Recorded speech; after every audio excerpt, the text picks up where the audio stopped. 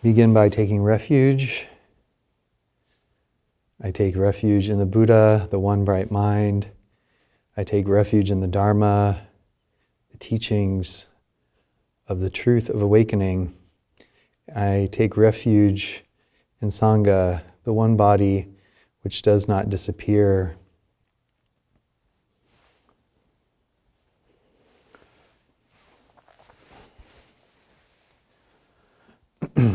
2024, May, Light of the Ancestors Sesshin Talk 4. Good afternoon to those of you here in the Zendo at Great Vow Zen Monastery and those of you online. From a koan from the Book of Serenity, Case 20. Guichen asked, "Where are you going?" Fayan replied, "On an ongoing pilgrimage." Guichen said, "Why do you go on pilgrimage?"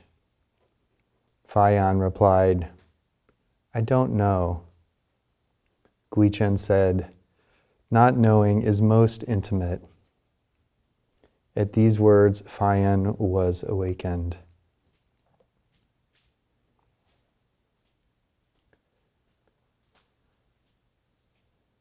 So grateful to everyone for doing Sesshin. Sesshin isn't really a thing. It's not really a noun. It's a verb. It's an action, a process, flowing.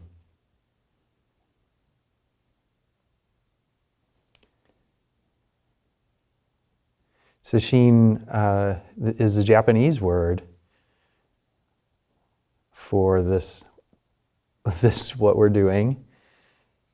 And literally it means to collect or gather in the mind, the heart mind.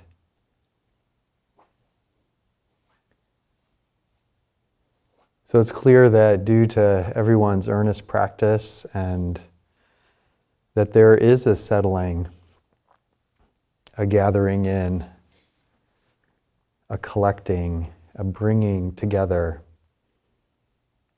both collectively and individually, for each one of us.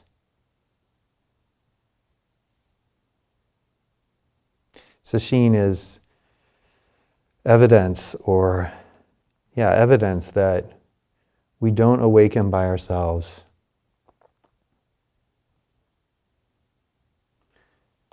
I think the sooner that in practice that we understand that our awakening is within a network of isness, a network of unfolding awakening, the sooner that we see that it is not a personal project, the better. To really understand that you're based on your experience of Sesshin, it's not that you happen to do this on your little square mat with a bunch of other square mats, that this is a collective unfolding of awakening. And because karma is real, because intentional action leads to results, we have been practicing our satipatthana, our mindfulness, our paying attention to what we're doing. And it's a way to collect this word sati from the Satipatthana Sutta is often translated as mindfulness. The really important, another translation of it is recollection, paying attention to what we're doing, paying attention to what's happening, paying attention to this process of body. We began by emphasizing experiencing the body as the body, not the idea of the body. Moving from I'm up here, my body's down here, I'm up here watching my breath, into becoming more and more merged, experiencing the body as the body with the body, feeling the breath, feeling the body, sensations, feeling sound, experiencing sound.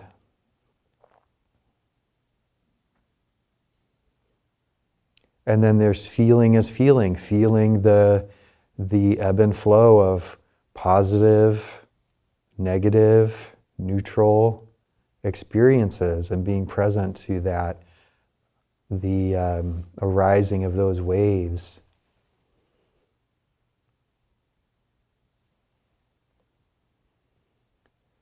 And there was the encouragement to really be present, to not use meditation as an escape from the parts of our experience that we don't like.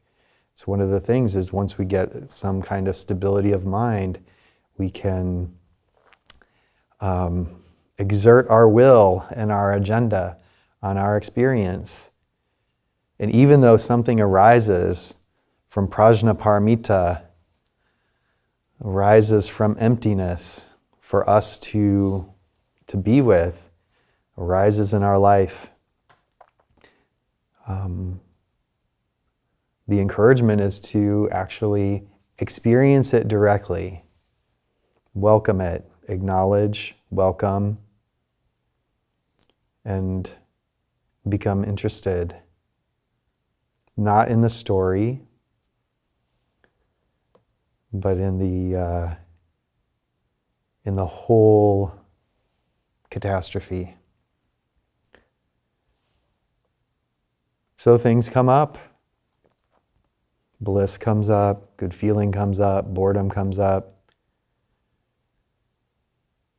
And we notice the way that the mind separates. We go from sort of being led around by our mind's operation of separating into seeing its operation.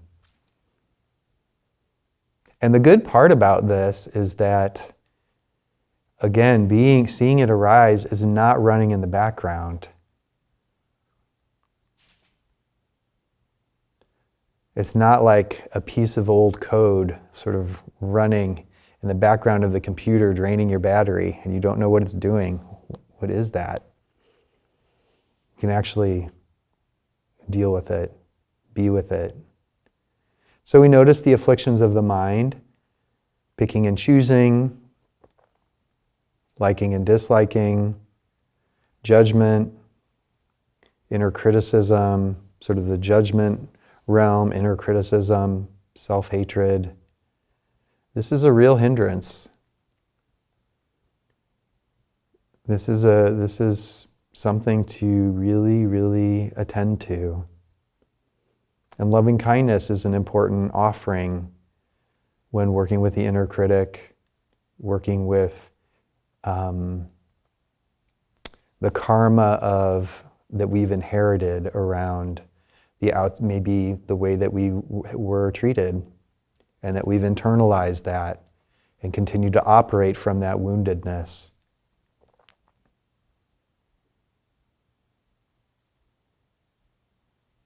There's many ways to heal that, heal the inner critic, heal in terms of not having it go away, but to actually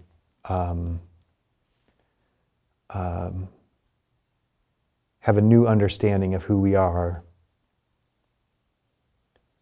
And loving kindness, regarding with kindness, is an important part of that.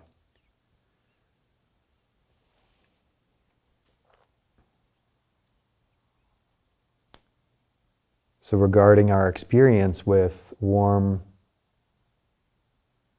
welcome.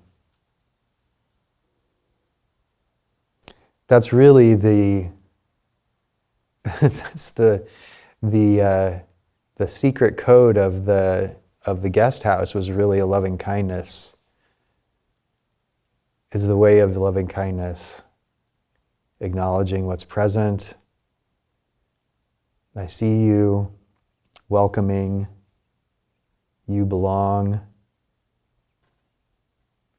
and interest, curiosity.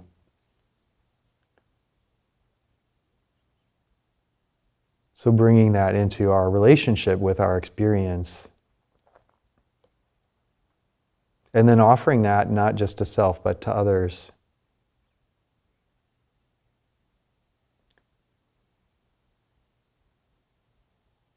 The hindrances that arise are all part of the practice. It has nothing to do with how it's going or not going. It's really important now, whatever you've decided about this sesshin and how it's going, let it go, drop it. Drop it. Do not come to any conclusions. Do not come to any conclusions. All of these, everything, any hindrances are part of the path. The Buddha taught that every meditator will experience them. You are not an exception. Sorry to tell you.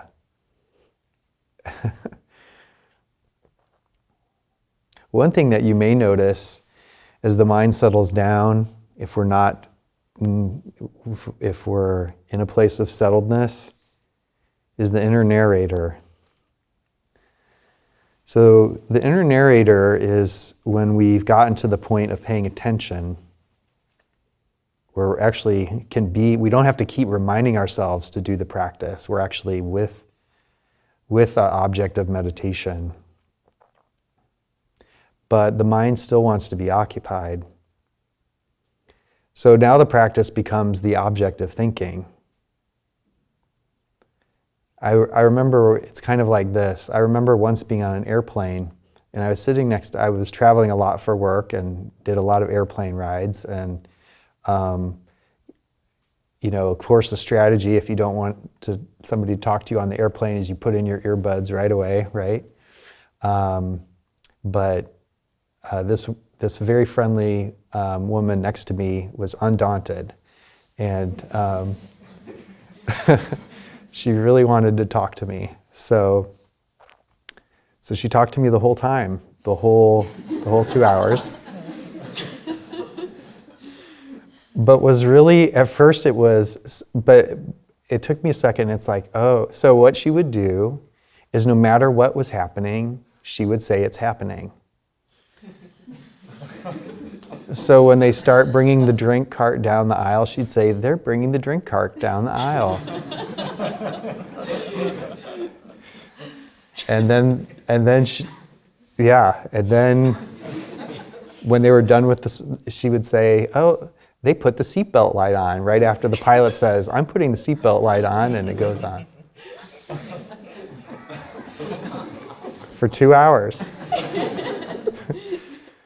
This is what's happening. At first it was really annoying, and then it was really amusing, and then it was charming. Yeah.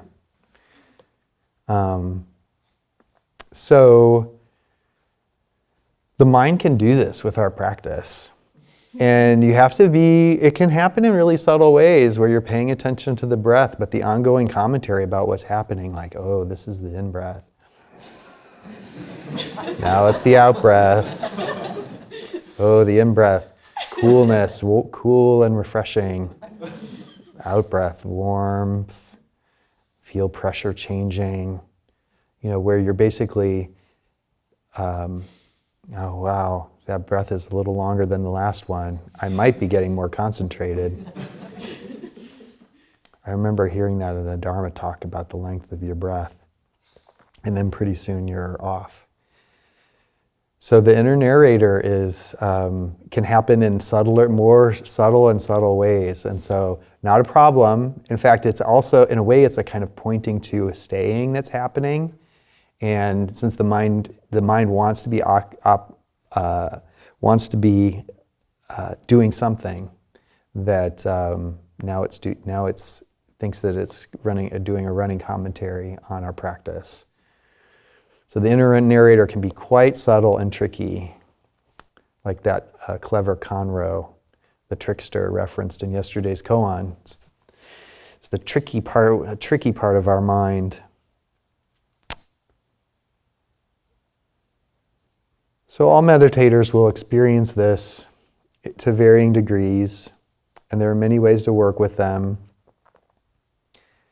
But in Sesshin, especially at this point in Sesshin, we aren't interested in their story. We aren't interested in the content. We welcome them, as the Rumi poem points out, acknowledge this is present, you are welcome, you belong, but not why or what, but how. How is it? How is this experience? Not from an evaluation, but what is happening and being present. Emphasizing the body and not the thoughts. The thoughts separate and divide. And this is an important part of practice, an important part of deepening in our practice. So Hongzhi calls all of these the misunderstanding of many lifetimes. Emptiness is without characteristics. Illumination has no emotional afflictions. With piercing, quietly, profound radiance, it mysteriously eliminates all disgrace. Thus one can know oneself. Thus the self is completed. We all have the clear, wondrously bright field from the beginning. Many lifetimes of misunderstanding come only from distrust, hindrance, and screens of confusion that we create in a scenario of isolation. With boundless wisdom, journey beyond this, forgetting accomplishments, straightforwardly abandon stratagems, and take on responsibility. Having turned yourself around, accepting your situation, if you set foot on the path, spiritual energy will marvelously transport you. Contact phenomena with total sincerity, not a single atom of dust outside yourself.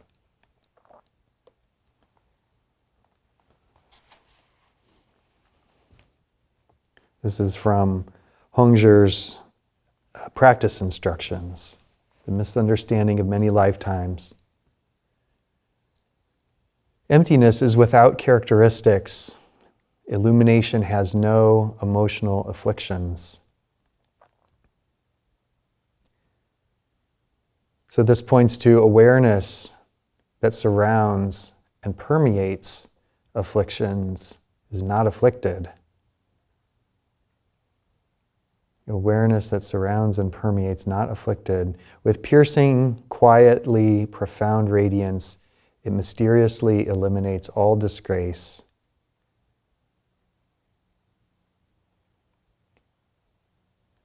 So there's no disgrace. Turn awareness on the inner critic, it disappears.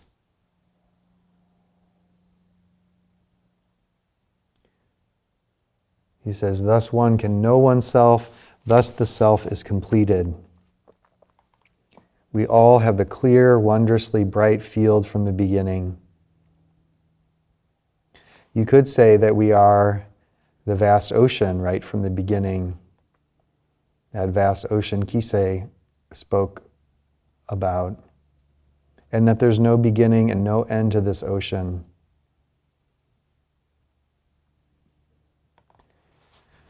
Many lifetimes of misunderstanding come only from distrust, hindrance, and screens of confusion. This is what obscures this bright, clear luminosity.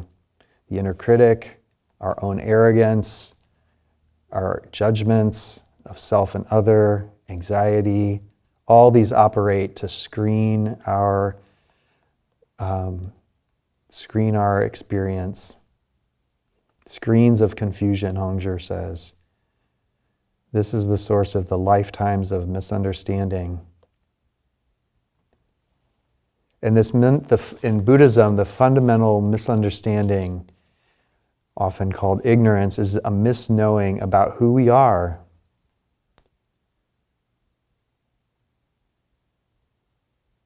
Many lifetimes of misunderstanding come only from distrust, hindrance, and screens of confusion that we create in a scenario of isolation. This is the fundamental misknowing, misapprehending, I am here and you are there. With boundless wisdom, journey beyond this, forgetting accomplishments. This is meeting each moment fresh. With boundless wisdom, journey beyond this, forgetting accomplishments. Not settling on, oh, I know about, I've accomplished this, or here's how my practice is going. No conclusions. Forget your accomplishments. Forget it. Drop the last period. Straightforwardly abandon stratagems and take on responsibility. Straightforwardly abandon stratagems and take on responsibility. Let go of your agenda for yourself, for reality. Love without an agenda. That is loving kindness.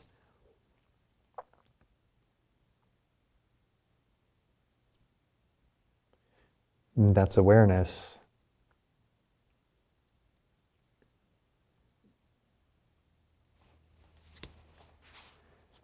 Having turned yourself around, accepting your situation. Having turned yourself around, taking the backward step and shine the light within.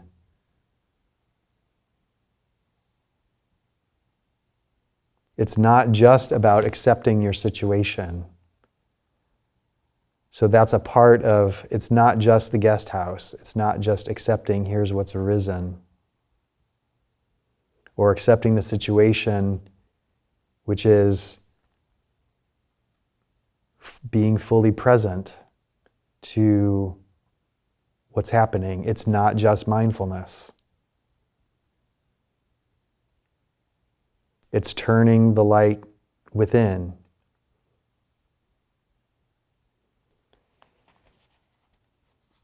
If you set a foot on the path, spiritual energy will marvelously transport you.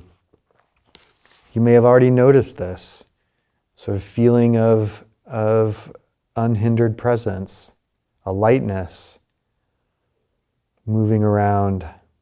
It's noticeable in our moving around together. Spiritual energy is manifest, and everyone is being marvelously transported around the Kinhin line, down to the dining hall. Contact phenomena with total sincerity, not a single atom of dust outside yourself. No separation. Becoming intimate. This is what Kisei was talking about with yesterday's koan.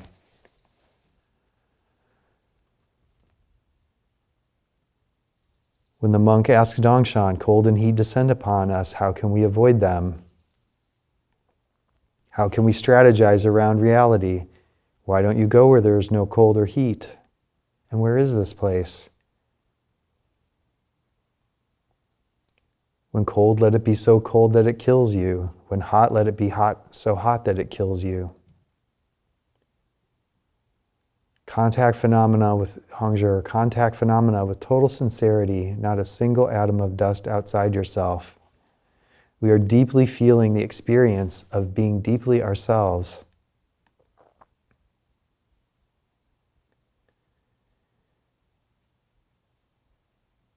There is a Chinese master later commented on this koan, Fuxing Futai. And his comment is, the place where there is no cold and heat leads to you. The place where there is no cold or heat leads to you.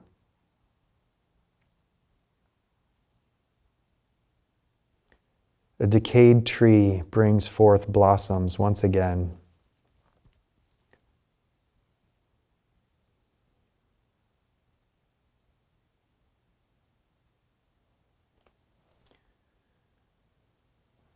So contacting phenomena with total sincerity, not a single atom of dust outside ourselves, is being completely and totally intimate with what's happening.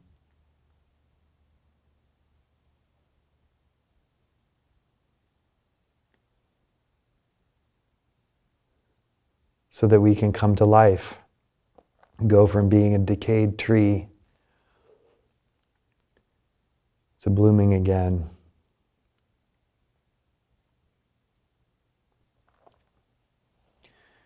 So we may find more ease moving around, less hindered. Perhaps we found ease for a short period, maybe even moments, perhaps longer, a certain stability of mind, certain calmness. For those of you who are, this might be your first Sesshin, your beginning,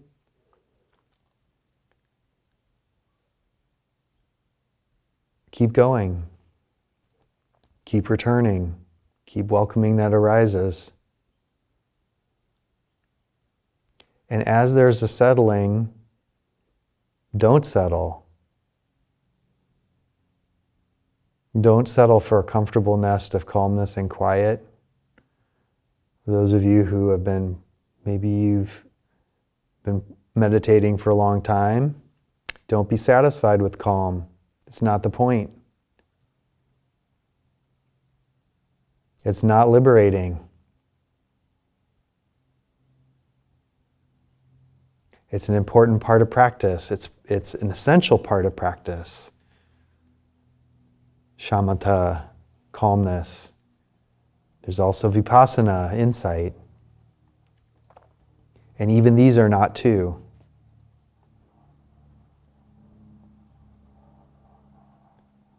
So maybe don't draw any conclusions. Maybe you've had an insight into something. Maybe there was something going on and you're like, oh, I think I understand this now. Keep going. Don't say, oh, I got my money's worth out of the Sesshin. I'm going to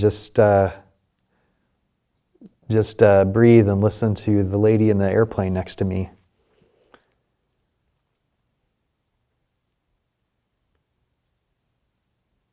So don't fritter away Sesshin on quietude. There's more to see. Don't settle on the superficial. This is holding on to the raft bobbing in the ocean that Kisei was talking about. There's a whole ocean. Keep going. We can keep going deeper.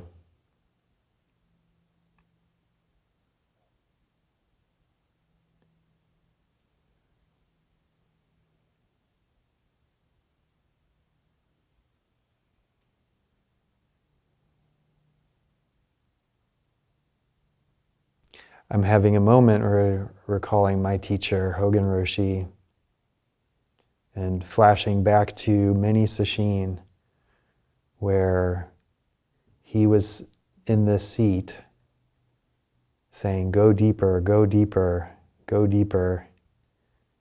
And in Sanzen,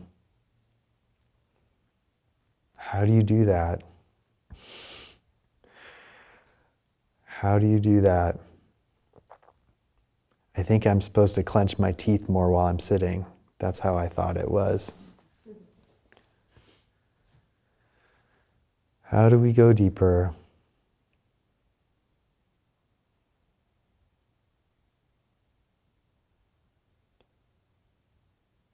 So back to our case, our koan, our conversation.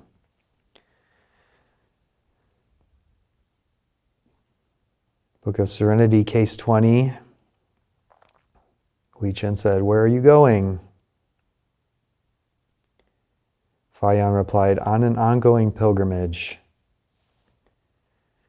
Guichen says, "Why do you go on pilgrimage?"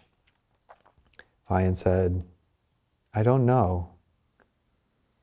Guichen said, "Not knowing is most intimate." At these words, Fayan was awakened.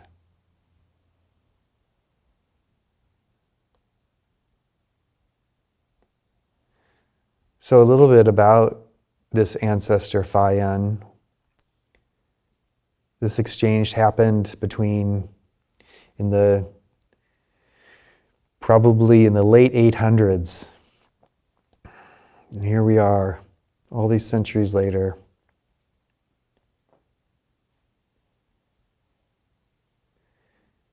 So at the age of 7, he entered a monastery.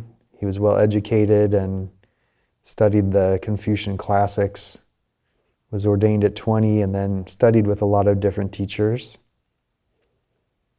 This Fayan, who's the student in this case, eventually had one of the 5 houses of Chan, of Zen in the Tang Dynasty, called the Fayan School.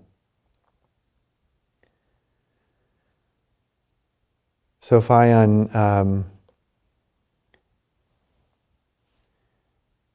had something to say about the koan that Kisei talked about. Fayan, when he became abbot of a temple, he addressed the monks saying, "Students of Zen need only act according to conditions to realize the way. When it's cold, they're cold. When it's hot, they're hot. If you must understand the meaning of Buddha nature, then just pay attention to what's going on." If you must understand the meaning of Buddha nature, then just pay attention to what's going on.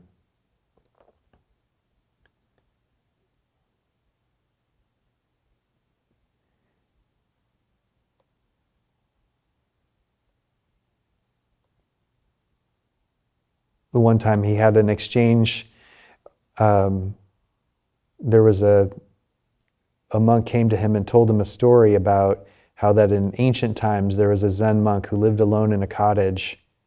Above the door, the monk wrote the word mind. Above his window, he wrote the word mind. And on his wall, he wrote the word mind. So this monk was kind of impressed by this. And Fayan said, and this is a way of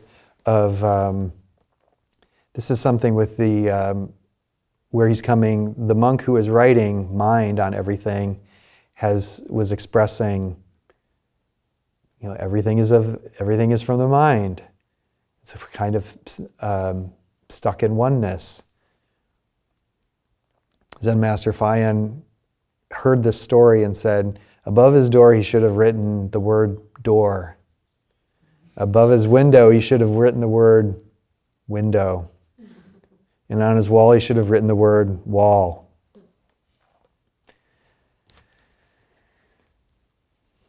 This is about not being stuck in emptiness, making it a thing, displaying. So if you must understand the meaning of Buddha nature, then just pay attention to what's going on. So while on a pilgrimage with some other monks, Fayan and his friends were sidetracked by a snowstorm and forced to stay at Dizang Monastery where this exchange took place. Where are you going? So the abbot of this monastery is Guichen. And he says, where are you going? So Guichen is not making small talk. In koans, this is kind of a testing question. This is, what is your direction? What's your purpose? What is your vow? What's your intention?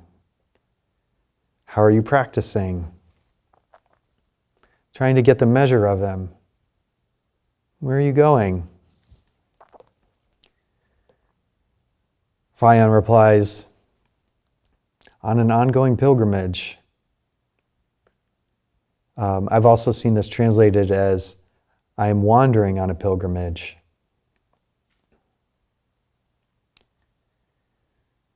So underneath this is not just him, again, there's something this points to that's below the surface. If he said, I'm going to the next temple, then he's got a purpose, an agenda. Fayan is telling this teacher, this abbot, that he's practicing with things the way that they are. He's moved from concentration to wide open awareness. It's not a progressive practice to achieve something. His practice is not trying to achieve something. The ongoing pilgrimage, the aimless pilgrimage, as it's sometimes translated, is our zazen of just sitting. Thinking, not thinking. Non-thinking. Guichen is going to push him a little bit. Why do you go on pilgrimage?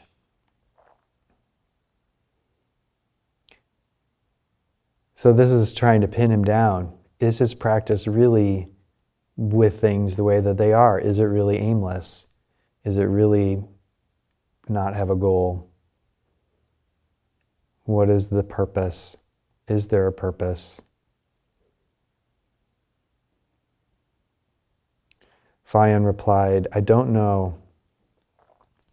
Why do you go on pilgrimage? I don't know.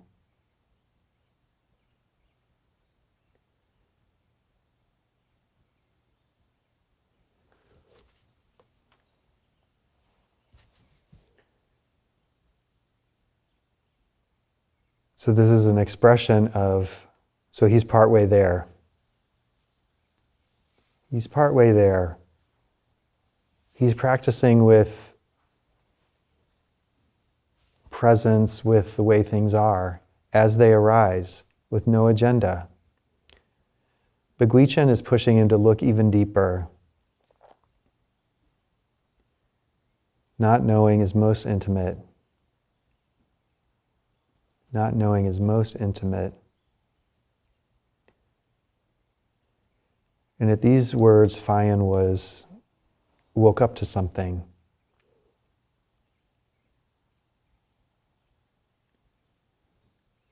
Not knowing is most intimate. What is this not knowing?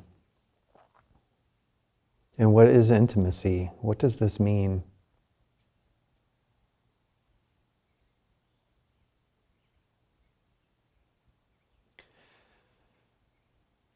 This going deeper is not about doing more. It's actually a letting go. Letting go of our strategies, letting go of our agendas, letting go of arrogance, letting go of our knowing, letting go of our conceptualizations, letting go of self-centeredness, letting go of I, me, and mine. This is not a giving up or a shrugging of shoulders. It is not a passive indifference, letting go. Passive indifference leads to crushing boredom. This letting go is not half-hearted. Within the causes and conditions of our life, it is both a profound receptivity and a turning toward. It's the beginner's mind, each moment fresh and replete. It's wholehearted. Sometimes this word, intimacy, is translated as nearness. Not knowing is nearness, getting closer and closer.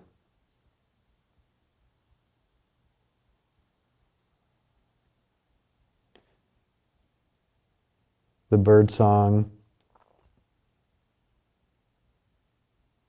the sound of wind,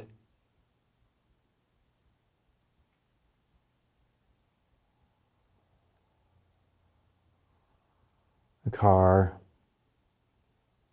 doing the dishes, all totally present, all totally participating in the way things are. It's nearness and its vast inclusiveness. It's both getting closer and opening. We become profoundly more and more intimate, and we do this by seeing through the illusion of separation, this misunderstanding of many lifetimes that Hongzhi talked about. I am here and you are out there.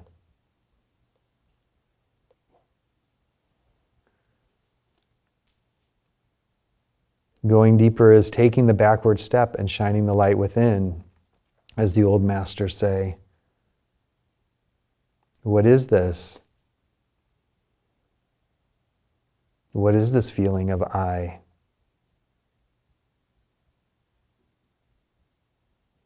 What is this I? Me. You can't find it. Look right now, close your eyes.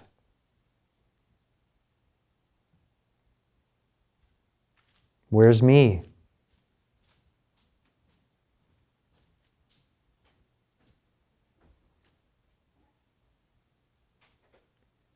With the light of awareness, illuminate that which you call me.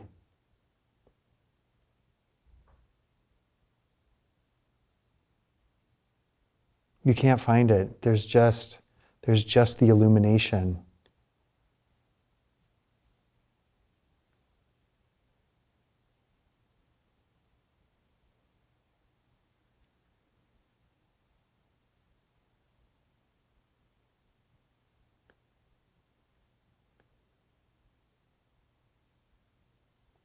More and more intimate.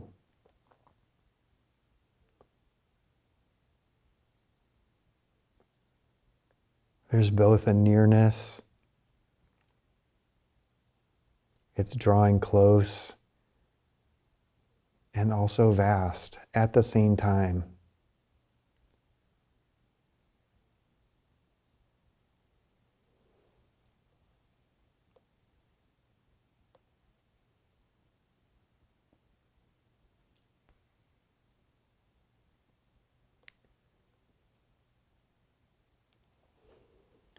From the practice instructions of Master Hongzhi, all beings are your ancestors.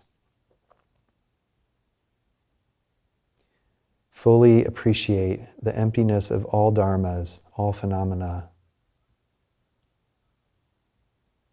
And by emptiness, this is the boundarylessness. Fully appreciate the emptiness of all dharmas, then all minds are free and all dusts evaporate in the original brilliance shining everywhere, transforming according to circumstances. Meet all beings as your ancestors. Subtly illuminate all conditions, magnanimous beyond all duality. Clear and desireless, the wind and the pines and the moon in the water are content in their elements. Without minds interacting, wind and pines, water and moon do not impede one another. Essentially, you exist inside emptiness and have the capacity to respond outwardly without being annoyed, like spring blossoming, like a mirror reflecting forms. Amid all the noise, spontaneously emerge transcendent.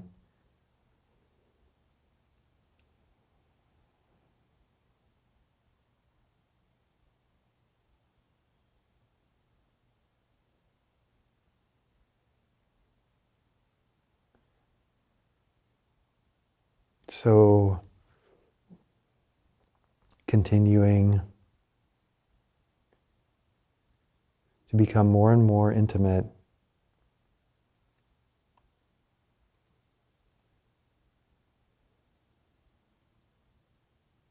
It's not done by doing anything.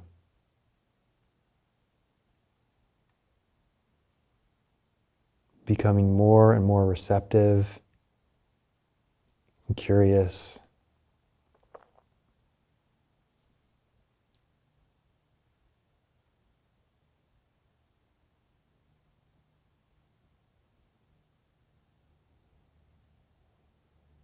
staying, keep going.